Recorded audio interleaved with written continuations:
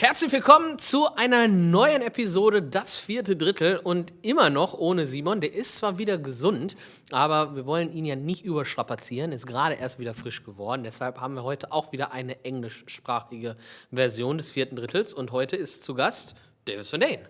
Hey Davis, so we're switch over to English now. Im ersten Teil spreche ich jetzt mit Davis über das heutige Spiel. Dabei sagt er, dass natürlich das immer ein schlechter Zeitpunkt jetzt gewesen ist, am Ende da nochmal ein Gegentor zu bekommen, gerade wo man dann die vermeintliche Entscheidung getätigt hat. Generell im Spiel sagt er, 3 Punkte sind 3 Punkte und auch wenn es dann, da habe ich die zweite Frage gestellt, wie sich das in der Kabine anfühlte, als man dann halt Chance um Chance liegen gelassen hat, hat er gesagt, trotzdem blieb man positiv, hat gesagt, weitermachen und am Gameplan dann festhalten. First off the game today, it was a real nail biter there in the end, wasn't it? Yeah, it was. I mean, probably don't want to give up a goal with 2 minutes to go after we just scored two to take the lead. But, you know, like Popey said in the room after, 3 points is 3 points, right? But yeah, no, every team that comes in here, they want to beat us, right? We're one of the top teams right now, and that's just, we got to know that that's what's coming every night. Yeah, looking at the game, there was a goalie, Kevin. He played really, really well today, and it was always like, crap. When can we score? And then all of a sudden you're back, you know, like, and you're chasing. Like, what was in your mind? Like, not only your mind, but maybe like, how was the feeling in the dressing room? Was it still like, we're gonna get them anyways, or? I think going into that third period, we just kind of said, stick with it. It's coming. Like, we're going to get her. We've created enough chances that eventually one's going to go in. And, it's just kind of, we're, like we keep saying, it's a process. We're just learning how to close out games and win games. And, that's just another step in the right direction. Ich habe Davis gefragt, wie er denn die erste Phase der Saison jetzt bis zur Deutschlandcup-Pause sieht. Da hat er gesagt, dass er grundsätzlich sieht, dass die Mannschaft auf dem richtigen Weg ist. Sie natürlich weiterhin Teile in ihrem Spiel festigen und verbessern wollen, doch trotz alledem grundsätzlich auf dem richtigen Weg sind. 2 Spiele, die ihm da besonders im Gedanken geblieben sind, waren halt zum einen das Spiel in Landshut, wo man mit wenig Spielern trotzdem Charakter bewiesen hat und dran geblieben ist, und natürlich das Spiel gegen Kassel, wo man halt bis zum Schluss das Spiel eng gehalten hat und dann leider halt verloren hat. Aber trotz alledem sagt er, dass das 2 Spiele waren, die für ihn jetzt so herausstachen, wo er sagen würde, das sind schon mal Spiele gewesen, wo man gesehen hat, was die Mannschaft kann. Now, the Deutschland Cup Pause, the break for the national team. What's your assessment for the first couple months now coming into this break? I think we're in the right direction. We're projecting the right way. There's still obviously things we need to clean up and play and to solidify our game. But I think we stack up against every team just like the way we want to. So I think it's just a matter of sticking with it and just try to get better every day. What were some games like from the first part of the season? What were games that maybe stuck with you where you say like, hey, this was a game where we were as complete as we maybe can be in this part of the season, or is it tough to tell? That's a good question, actually. I think there's been a few that we're really close. Mm-hmm. Like maybe we play 50 out of 60 minutes or 55 out of 60 of good hockey. But there's still, I mean, hockey's a game of mistakes. There's still things you're always going to want to clean up, but I think there's been a lot of games where we've showed a lot of character. Mm-hmm. That Landshut game on the road, we had we're missing quite a few guys, and we battled till the end and almost snuck some points out of there. And I mean, even that game in Kassel we had a couple of weeks ago where we lost in overtime. I mean, we were down 2 going into the third, and to come back and tie it and get 1 point out of there, those are going to be huge down the stretch. So, those are 2 that kind of really come to mind that way. Ich habe Davis gefragt, was sich so in der Teamchemie getan hat, und da sagt er, dass er obwohl die Stimmung letztes Jahr schon sehr gut war, trotzdem sieht, dass dieses Jahr noch mal ein bisschen näher die Mannschaft zusammengerückt ist, dass man halt die Mischung aus Ausländern, deutsch sprechenden Ausländern und den Deutschen tatsächlich so ein bisschen verringern könnte, dass die Inklusion, dass alle halt an einer Inklusion, an einem Zusammenspiel entschlossen daran arbeiten und natürlich dann nochmal die konkretere Nachfrage, welche Spieler denn da den meisten Unterschied machen. Und da sagt er halt natürlich Santos und Newton, die Connection, die ist natürlich schon Gold wert, aber auch solche Spieler wie zum Beispiel ein Adam Payal, der eher als ruhiger Leader auftritt, macht da eine Menge gut. Insbesondere, dass die jungen Spieler, wo er auch sagt, viele einen neuen oder einen weiteren Schritt gemacht haben, davon auch profitieren können. Looking beside, like we can have a team that plays well together but doesn't like each other. But this team, it almost feels like it's like even if there are some flaws, the core and the chemistry is there. Do you see that the same? Yeah, way? I think last year there's obviously there's guys from last year that have come back, and I think that's one thing over the summer towards the end of the year that we talked about, that we wanted to be a closer group. I know unfortunately there's dynamics within the team, right? You got your 4 imports, and then you got your English speaking Germans, and then you got your national Germans, right? And unfortunately there is dynamics that way, but you got to try hardest to keep everybody together. And I think so far that's one thing that we should all be proud of, that everybody's been included and everyone's wanted to be included, right? So yeah, I think that's been a big thing, is that, like you said, if we got one guy that's not going one night or something like that, there's a lot of guys that are there to have his back or even step up to help him out, or however it works. So I think that's one thing that we're really working to keep throughout the year. Like from the character wise, who stands out? Like who made the most impact? Maybe from the new guys. You know, like you have a lot of experience there. You have like maybe a Philip Gogula, Matthew who scores. But you know, like who was there, or is it a mixture of all? I think it's a mixture of a little bit of everything. I think Sands coming in and knowing Newts as well as he does, that really. That makes that transition a lot easier. Then you got a guy like Adam, who comes in, who is a quiet but confident leader. He does a little things to the point that you don't even notice that he's doing them, right? And that goes a long way with the young guys, and even the young guys. I mean, they know where they are, but they're not scared to try to compete and stick with us, the older guys, right? But yeah, no, it's so far it's been good that way. We got a good mix of a little bit of everything. Ich habe Davis gefragt, wie denn das Zusammenspiel mit Steven jetzt im 2. Jahr so ist und wie er die Entwicklung bei ihm auch sieht. Er sagt, dass die Entwicklung bei ihm vom Training Camp, also vom Trainingslager letztes Jahr bis jetzt enorm ist, dass er das Gefühl hat, dass Steven da auch inzwischen schon seine eigene Verteidigungsreihe sozusagen führen kann. Ist zwar ein risikobereiter Spieler, aber er findet, da komplementieren die sich ganz gut. Und dann natürlich für ihn persönlich auch nochmal, erst zur Zeit der Goldhelmträger.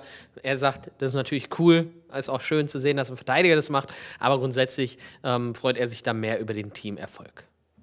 One player that you probably know most from on the ice, Steven.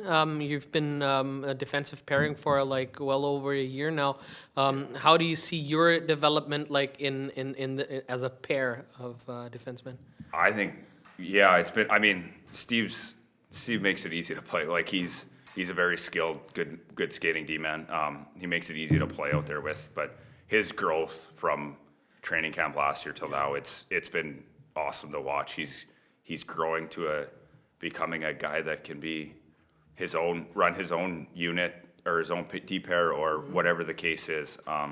He still is, at times you can see he is a little higher risk than maybe necessary, but that's also the kind of player he is, right? So I think we balance each other out good that way, in terms of if he wants to go try something and it doesn't work out, I'm there to back him up, and vice versa.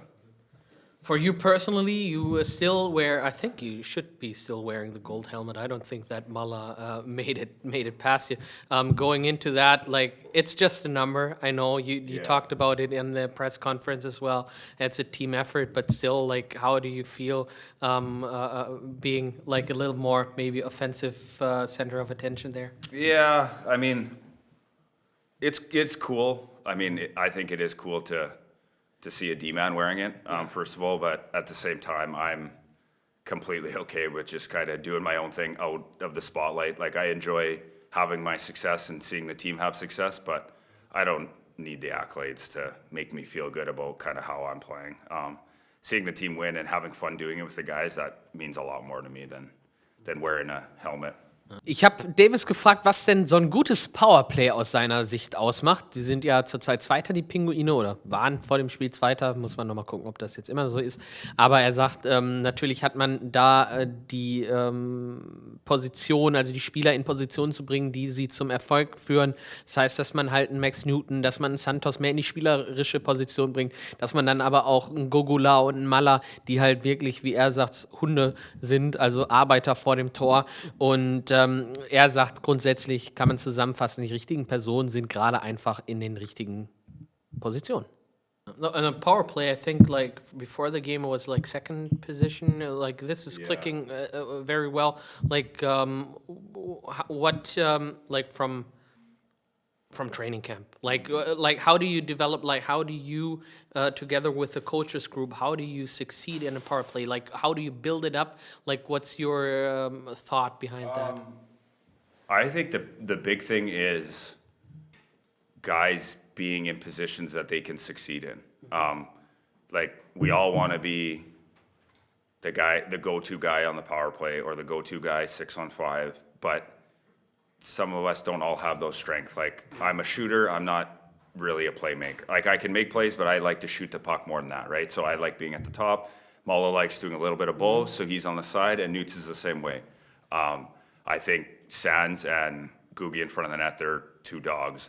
Pucks bounce everywhere, and they're going to get them. And that's how you win. That's how your power play is good, is you take shots, you get rebounds back, and you just keep attacking.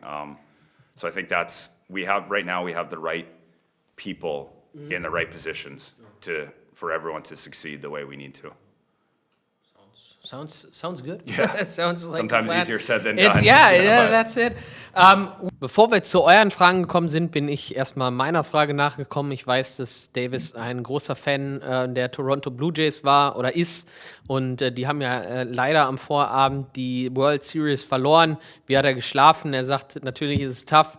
Als Blue Jays-Fan ärgert man sich, aber als Baseball-Fan hatten diese Playoffs, hatten dieses Spiel gegen die LA Dodgers alles, was man halt von einem guten Baseballspiel erwarten kann. Wir haben also ein bisschen über Baseball gesprochen und darüber, wie wir uns jetzt nach der ärgerlichen Niederlage der Toronto Blue Jays fühlen.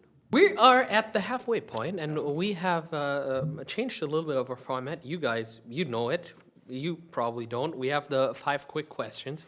Okay. Well, the first one, actually, I want to push. We have 6 because I want to ask the first one. How do you sleep last night? Yeah, that was still tough. I'm gassed. I'm probably gonna go home and cry and sleep. It was tough to see, but you know what? I don't even know how to describe it. Like, obviously I wanted to see them win. Yeah. But the way as a Blue Jays fan, it's hard to stomach what happened. Yeah. But as a fan of baseball, you couldn't have asked for a better Game 7, awesome. right? Like from the 3-run home run to then the benches clearing to then everyone, the motions coming back around and then back and forth in the 8th, 9th, 10th, 11th inning. Like that's why I love baseball, is the back and forth that way. Unfortunately, the Jays didn't win, but hey, just a background. We were talking about the baseball game, Blue Jays and the Dodgers, LA. Unfortunately for us as a Canadian fraction, they won.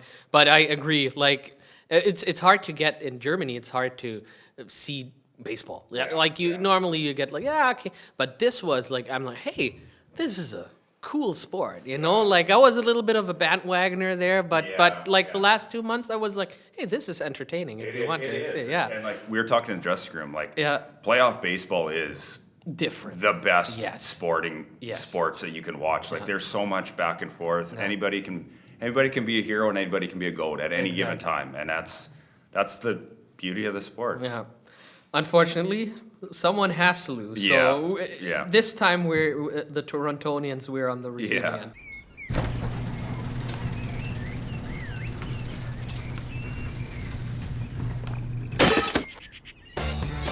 Dein Abfall ist Giganto?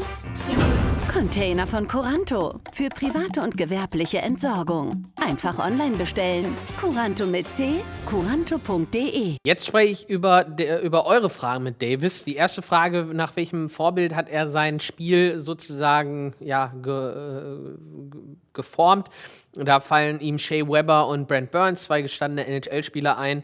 Aber er sagt, das Beeindruckende an den NHL-Verteidigern ist natürlich, dass sie so unterschiedlich Talente haben. Gibt halt offensive, defensive Verteidiger. Und er hat sich da halt im Prinzip von den beiden sehr inspirieren lassen.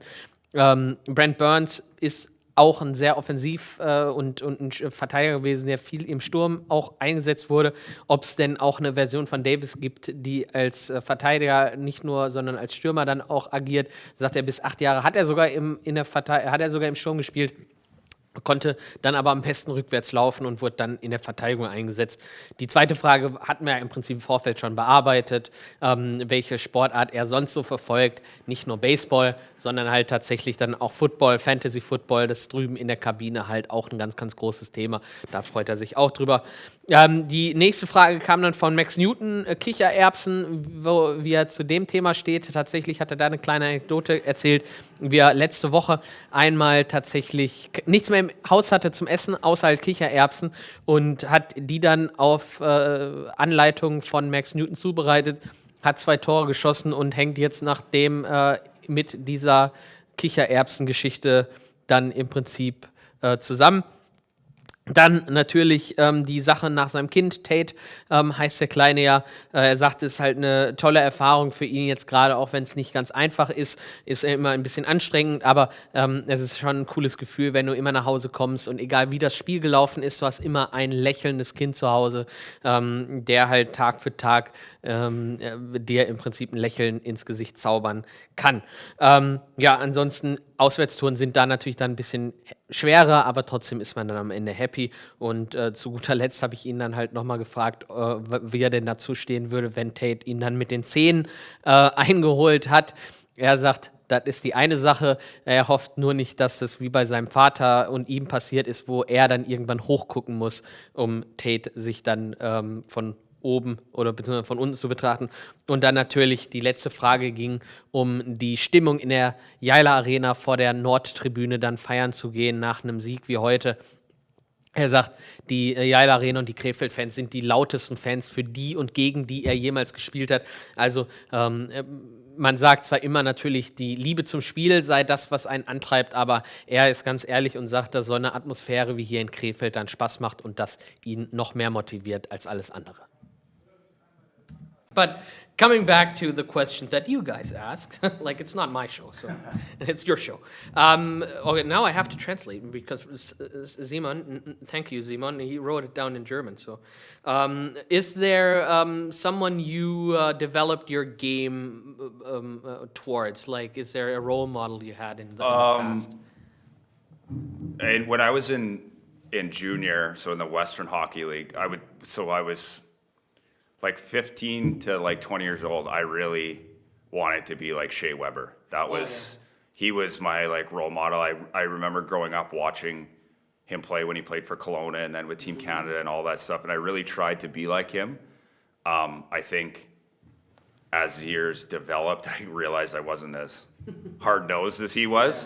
But then I really started to appreciate like how Brent Burns plays. I would say those two were the 2 biggest kind of icons or players I really looked up to. But I mean, I'm just a fan of watching how you can NHL D-man can play in so many different ways and be so successful. Like, you look at a guy like Cale Makar, who is arguably, he could be a forward easily, and then you have other D-man who are, like Victor Hedman, who is more, I would say, reliable defensively, but he still puts up just as many points, right? So you can play it. It's just what works for your personality. That's kind of the easiest way to describe it. So is there an alternative version of Davis Van Dane that is a forward? I used to be a forward, actually. I used to play forward till, I don't even remember how old I was, probably like 8 or 9 years old. And then I got switched back to defense because I was the only one that could skate backwards better than the other kids. So I kind of I got thrown back there. But I'm content back there. I like how I play back there. The second question, I think we all already answered that. I skipped ahead, I think.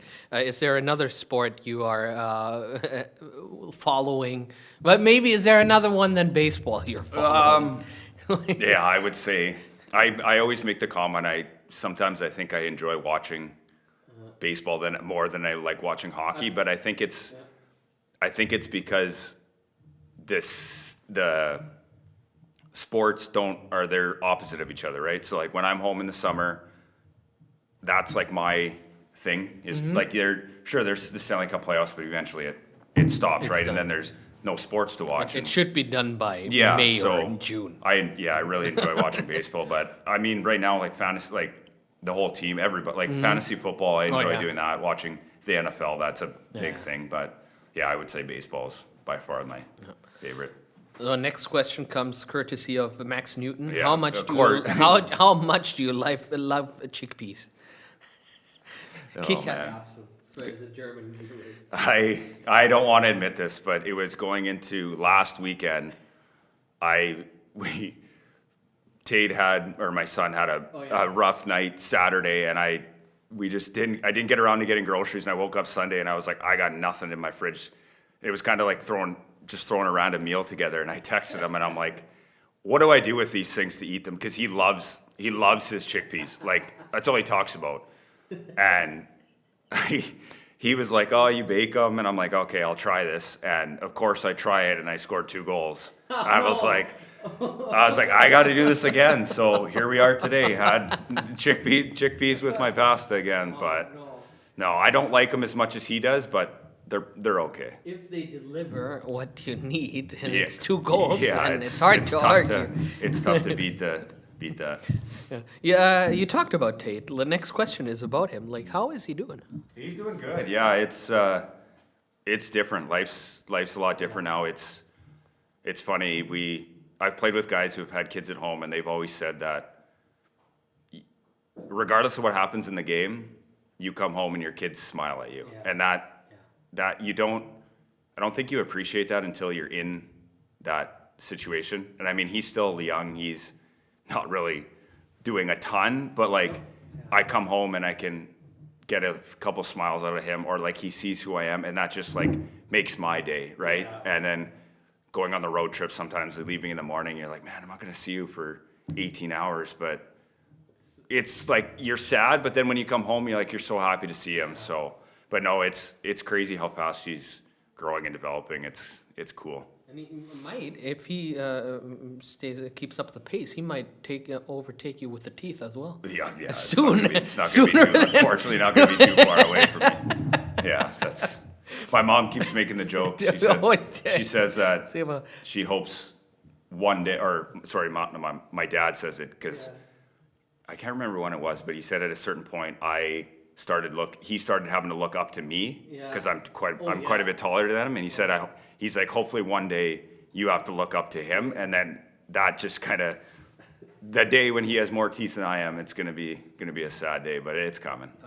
Well, I mean, unless I get mine fixed, which I'm hoping to do soon. That could be, but like it's also like a status symbol, like a hockey player with all his teeth is doing something wrong. Yeah.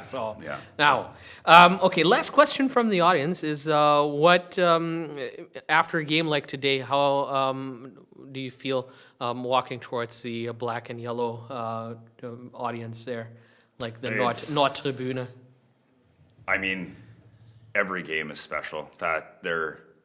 it's the loudest crowd I played for and played against, even in the first league. Like the passion and the energy they bring every night, it's incredible.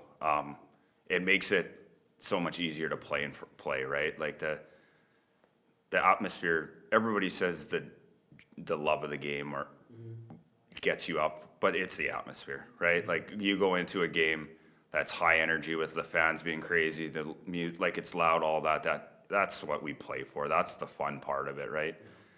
So yeah, it's especially after a win, it's super cool to go over there and just listen. Even though I don't really know what they're saying, I just know they're really loud and happy. That's the easy thing. Sometimes they just say their name and it's like, hey, yes, Yeah, I know who yeah, that exactly. is. Ich habe Davis gefragt, was die denn in der Deutschland-Cup-Pause machen wollen jetzt. Und er sagt, die fahren und fliegen, wie auch immer, nach Belgien. Da habe ich Davis ein paar Ausflugstipps gegeben, beziehungsweise eine Anekdote von meiner Zeit, wie ich in Brüssel damals unterwegs war. Sagt natürlich jetzt als Familienvater, ist die Zeit vorbei, wo er das hätte machen können. Aber generell in Europa, da habe ich ihn auch nochmal gefragt, wo er denn gerne nochmal hingehen würde. Er sagt, Kroatien wäre toll, passt nur halt einfach irgendwie mit der Eishockeysaison nie so richtig zusammen, weil die immer außerhalb der Saison, also der Hauptsaison in Kroatien dann sozusagen untergebracht werden müssen. Südspanien wäre ebenfalls ein Bereich, wo er ganz gerne wäre. Problem ist nur, seine Frau, die halt ein bisschen mehr Zeit hatte, jetzt auch zu reisen, ist knappes Jahr hier und die hat tatsächlich fast 30 Länder schon gesehen. Also die ist die Vielfliegerin und Vielfahrerin gewesen. Deshalb ist es immer noch ein bisschen schwieriger für Davis einen Ort zu finden, wo die beiden noch nicht gewesen sind. Nah, but jokes aside, well, next week there will be there will be someone here, but I think it's some kind of music act. Like I have never heard of them. So no hockey. That's what I'm going with. The cup break. What's your plans for the break? We're gonna get away. We're gonna go see a couple cities in Belgium. Nice. Yeah, so it'll be good to get away, just to kind of mentally and physically reset. So yeah, it'll be good. Yeah. So what is it like? If you go to Brussels, there is a bar. Yeah. There, it's called Delirium Bar, and they have like back then it's like 10, 15 years ago when I was there, and they had the biggest beer collection, and right next to it was with absinthe. A collection. Yeah. And I was there with a couple guys, and they were like, and we were having beers and trying beers, and then they were like, hey, we closed the bar. You want to head to the absinthe? And I'm like, we will not. Like, I'm gonna. No. But you're more like the family guy. Yeah, There won't be that. Not anymore. Not anymore. No, used to, but not anymore. No. So what? For looking at European cities, like a lot of Canadians, North Americans, are going to come here and they use the time to go around. Like, what are cities that you would like to still see here in Europe? Oh man, we've seen so many cities. The only ones that come to mind, we really haven't got to explore Croatia yet. That's one just the way the November break and then the end of the season, it's just kind of, it's not in prime time to go visit anywhere. Yeah. So that's one place we haven't really got to. We'd like to go like southern Spain. Andalusia. Yeah, like that way. Yeah. Again, just haven't really got there, but we've seen a lot. I mean, my wife, she lived here for a full year, and she's like, I think she's in like the 30s in countries she's seen. Wow. Like it's a lot of, so there's a lot of places we don't really get to go to because she's already seen it, right? But at the same time, we've got to do a lot and see a lot of cool stuff so far. Und zu guter Letzt habe ich Davis natürlich auch nochmal gefragt, wie denn die Zeit nach der Deutschland-Cup-Pause, wie man dann da wieder rangeht, um halt schnell wieder in Wettbewerbsfähigkeit zu sein. Er sagt, das wird eine harte erste Trainingswoche sein, die soll auch so sein, aber man soll trotz alledem nicht den Spaß daran verlieren, weil dann fällt das Ganze auch ein bisschen einfacher, wieder in Tritt zu kommen. Well, last question. Looking at the time after the break, what do you think will be your first, or like the team's first steps to get back into speed and pick up where you left off? I think that first week of practice. I know it's hard. We always joke around like you get 2 days off and you feel like you haven't skated in 2 months, but it's just kind of work out the kinks, get back into playing shape. And I mean, the biggest thing, if we can enjoy the process of getting ready, it's not as hard. Like so as long as we can kind of do that and get back mentally and physically ready, I think we shouldn't skip a beat. Well, I think looking at the time, Laura, I think we're done, eh? Yeah, guck mal. Yeah, I'm always talking too much. No, It's a fourth period. It should be 20 minutes, but having a good person to talk to is always I hard appreciate it. It's been a lot of hard to fun. cut it off. So Yeah. thank you, Davis, for your time. Enjoy your break, enjoy your time with Tate and your wife. Ja. Danke natürlich auch an euch für eure Aufmerksamkeit, auch bei diesem vierten Drittel. Ich denke, zwischendurch werden wir wieder ein paar Übersetzungen reinspielen, dass ihr dann auch nachvollziehen könnt, worüber Davis und ich uns hier unterhalten haben. Also, schöne Pause auch euch und dann bis in 2 Wochen. Ciao.